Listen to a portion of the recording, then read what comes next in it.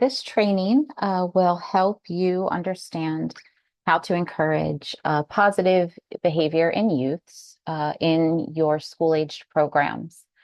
The purpose here is to ensure that we're proactively setting up our youth-facing programs in a way that will support youth and engaging in a positive manner and getting us out of that cycle of responding to negative behaviors.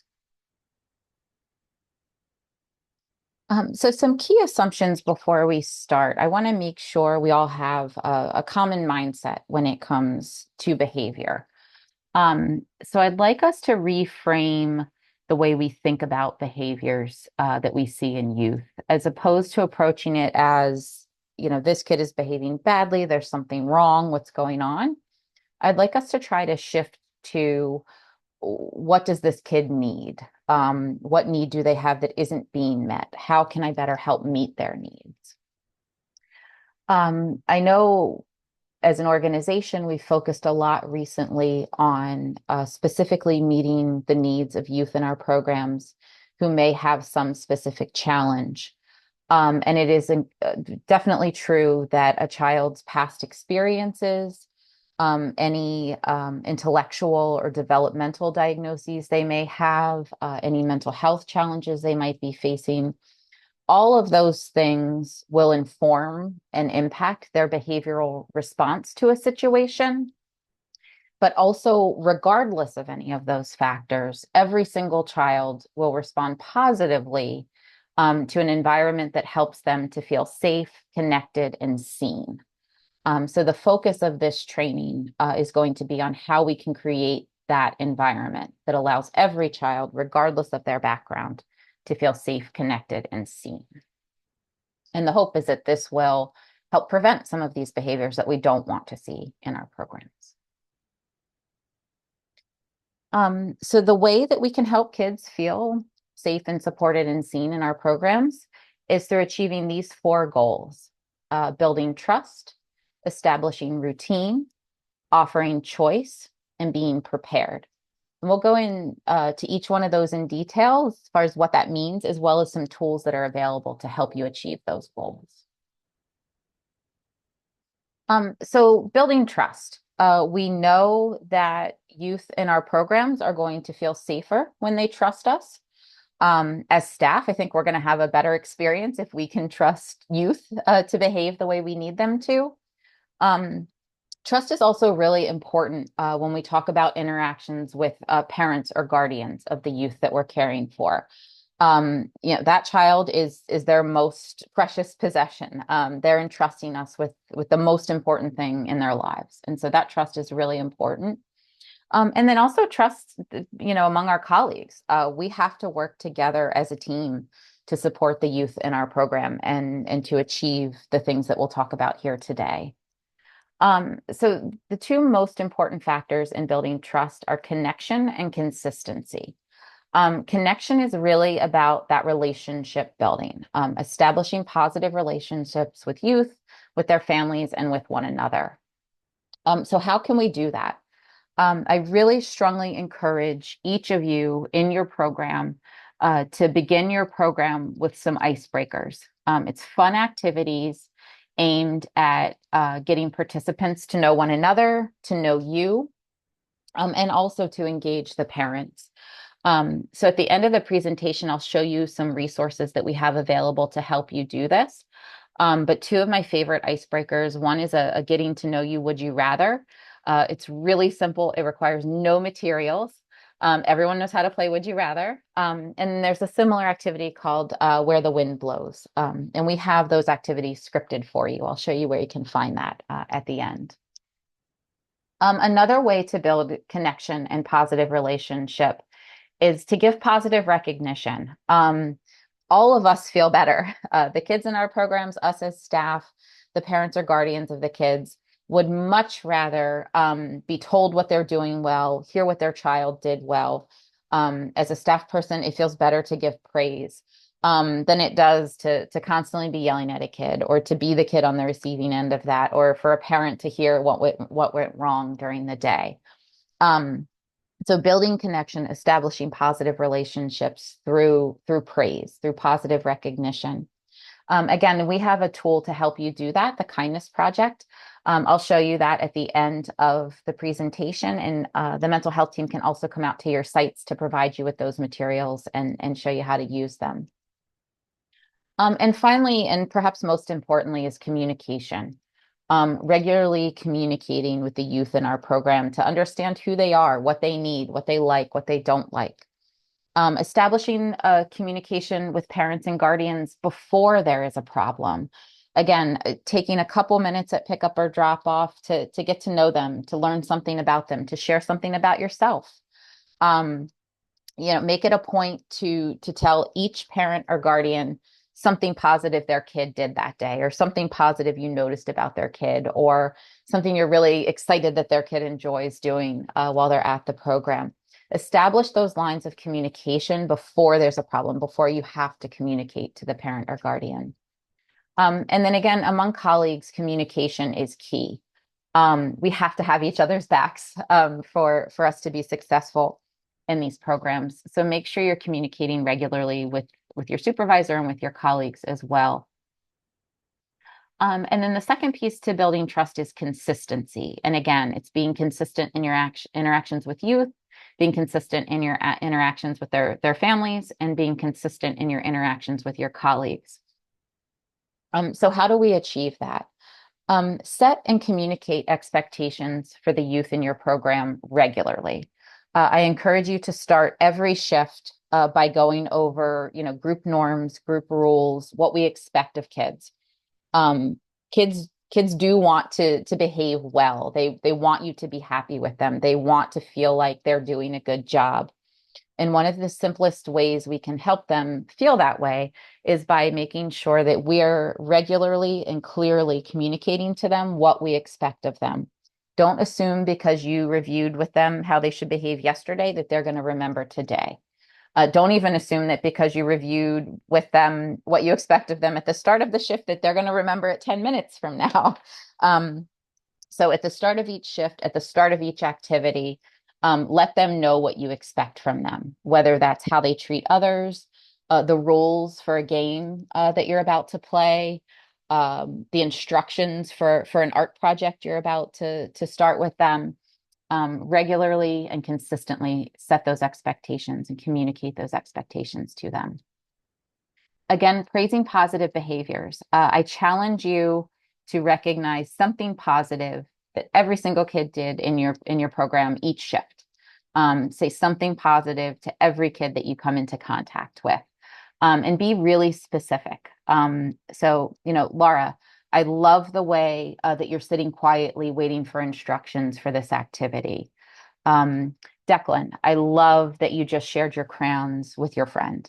Be very, very specific in the praise that you give them, and consistently praise those positive behaviors.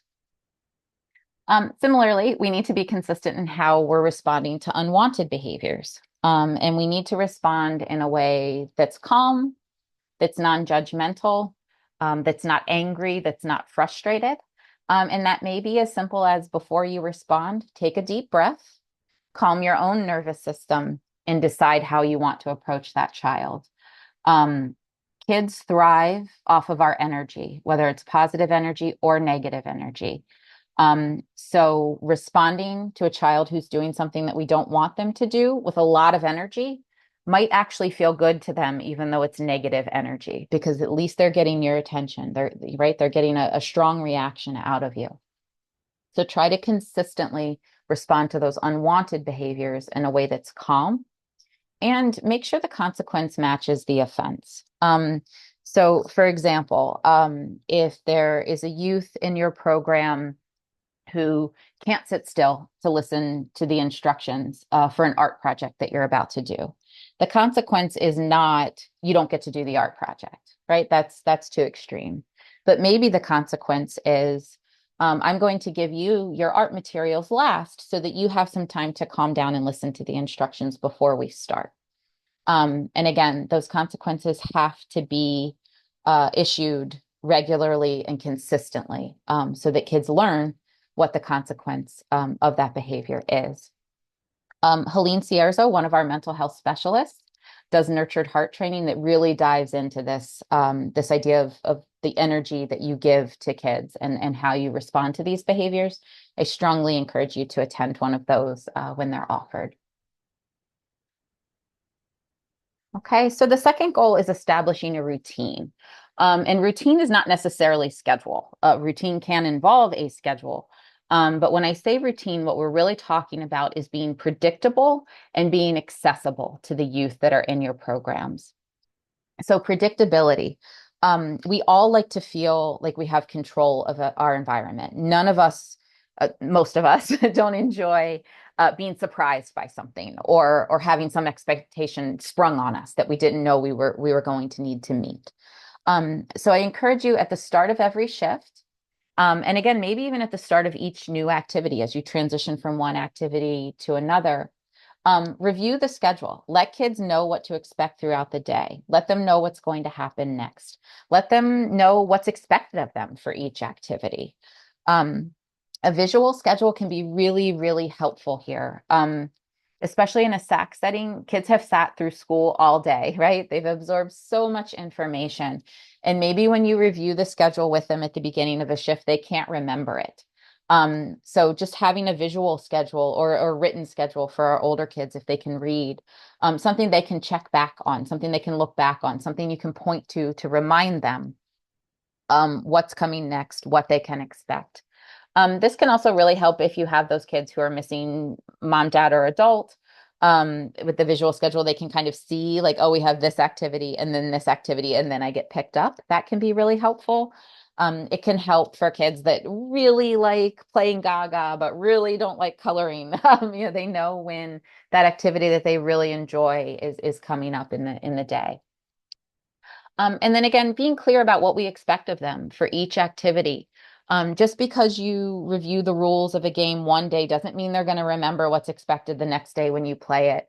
It may feel repetitive to you, but it goes a long way in helping kids feel safe and helping kids feel confident that they can achieve what we're asking them to. So regularly review the expectations for each day as well as for each activity. And then accessibility. This is referring to making yourself accessible to the child. Again, that's a really important part of a routine, which is going to make youth feel safe and make them feel like they can trust you and that they have some control over their environment. So again, I challenge you to regularly give focused, positive attention to each participant each day. So it doesn't mean the attention you're given is always like you standing in front of a group barking instructions at them. But maybe once they're engaged in the activity, take a moment to interact with each child and tell them something positive that you're observing or something that you really like that they're doing. And it can be very short and very brief, but that regular focused attention is going to go much further in establishing a positive relationship than kind of that broader, everybody focusing on everybody all of the time type of attention. Anytime that you're approaching a child or a parent or guardian for that matter, approach that or with a colleague, approach that interaction with compassion and in curiosity. Again, leave that anger at the door. Deal with that frustration before you engage. Don't judge what's happening. We don't know everything about every youth in our program. We don't know everything about each of our colleagues. We don't know everything about everybody's parent or guardian. So approach each of those interactions with compassion and curiosity rather than anger, frustration, or judgment. And again, the best way to do that is before you engage in the interaction, take a moment to calm yourself. Maybe that's a deep breath. And really think through intentionally what you want to say, how you want to engage. Offering choice goes a long way with youth. It helps them feel safe. It helps them feel in control of what they're doing. And it's a signal to them that you know them and you understand them and you're celebrating who they are. So empower participants by providing a choice either of what activity they're engaging in or possibly how they're engaging in the activity. So for example, Maybe it's time to play basketball, and you have a youth in your program who is just not coordinated, not athletic, doesn't enjoy competition. Forcing them to play basketball every day might feel uncomfortable to them. So offer an alternative activity that's feasible, right? It's not like, oh, play basketball in the gym, or you can go outside on the playground, right? That's not feasible. We have to make sure we're meeting ratio. We have to make sure all of the kids are in our line of sight. So maybe during basketball, in one corner of the gym, you set up a station that has some coloring materials, some fidget tools, or maybe a deck of cards or a board game that youth could sit in the corner and play instead of playing basketball.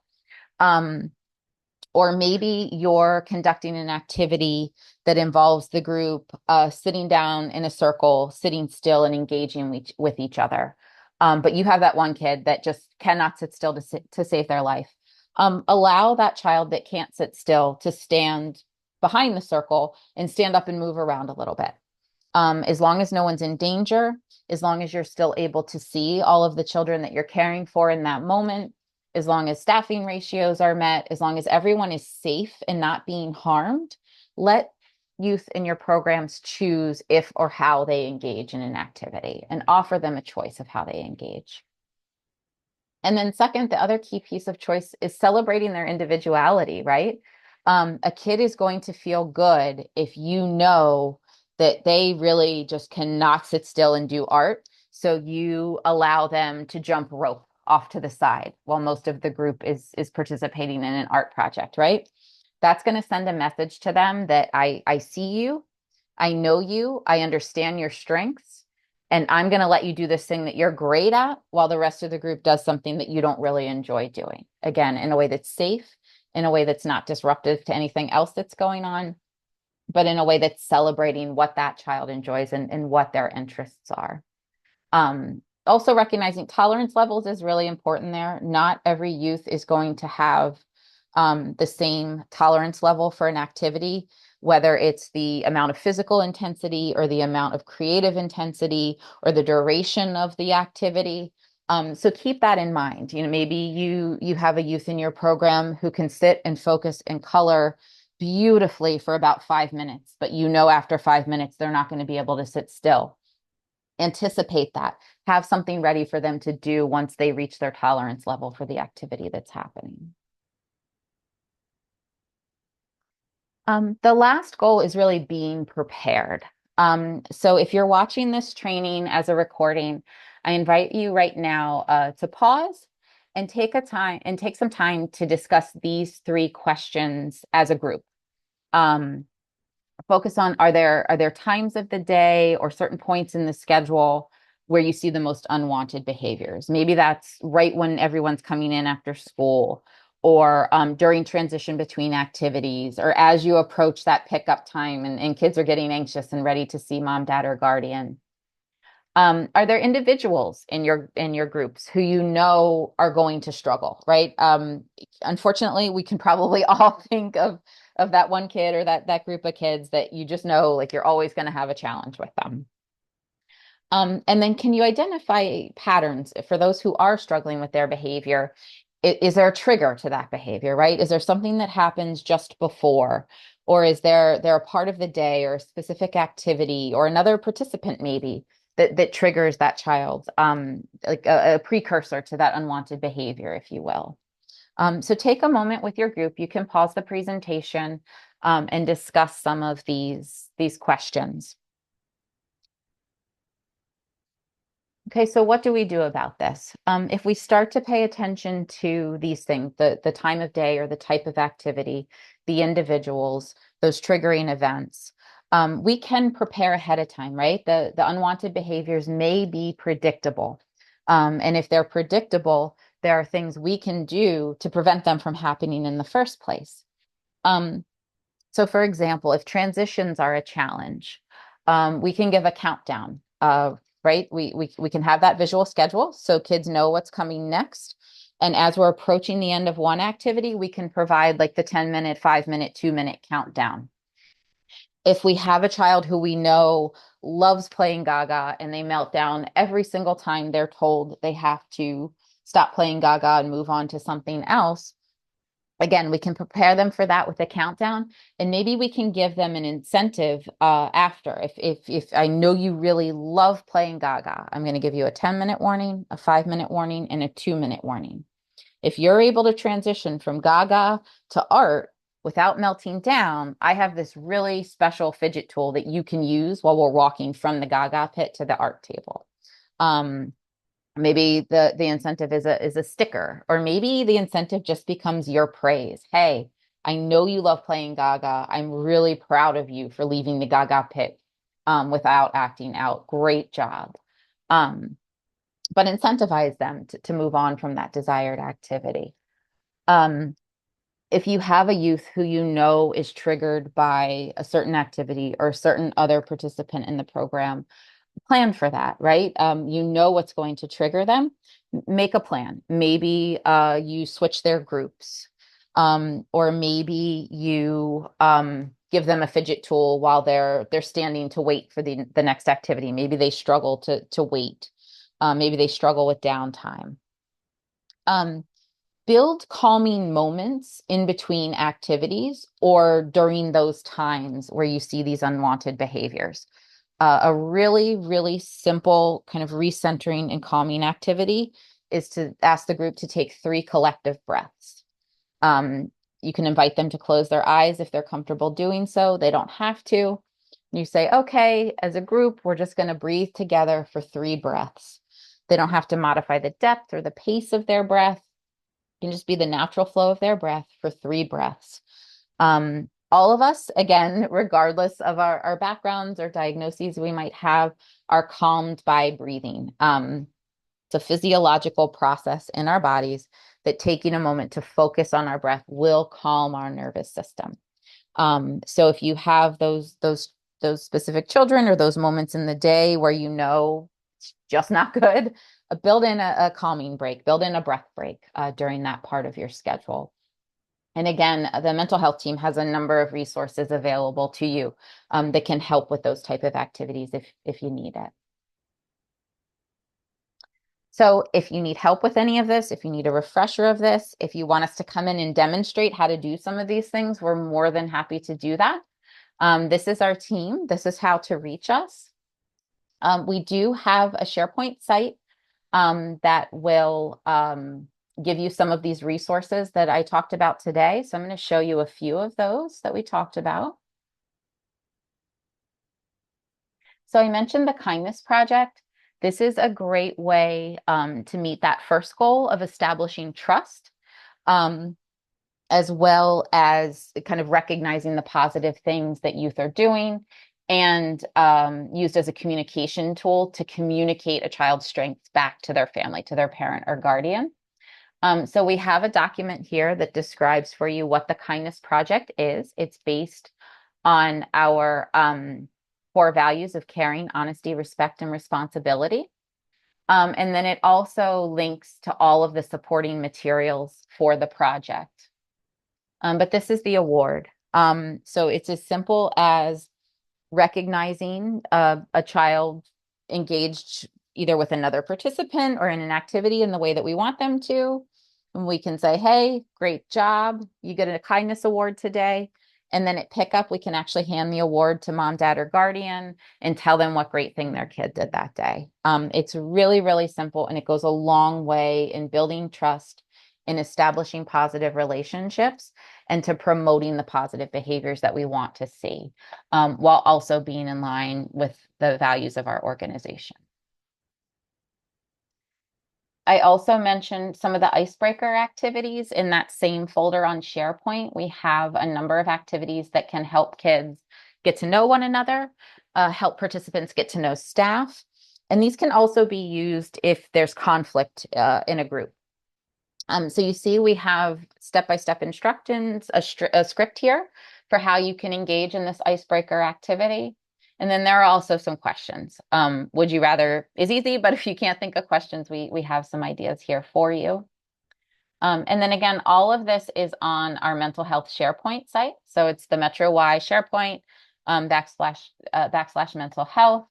And then you see here, we have all the Kindness Project materials. And in the mental health resources, we have some of the icebreaker activities that I mentioned. So that completes today's training. If you have questions, please don't hesitate to reach out to a member of the mental health team. And again, I'll end by putting our contact information here on the screen for you, as well as the links to where you can find those resources. Thanks so much for attending today.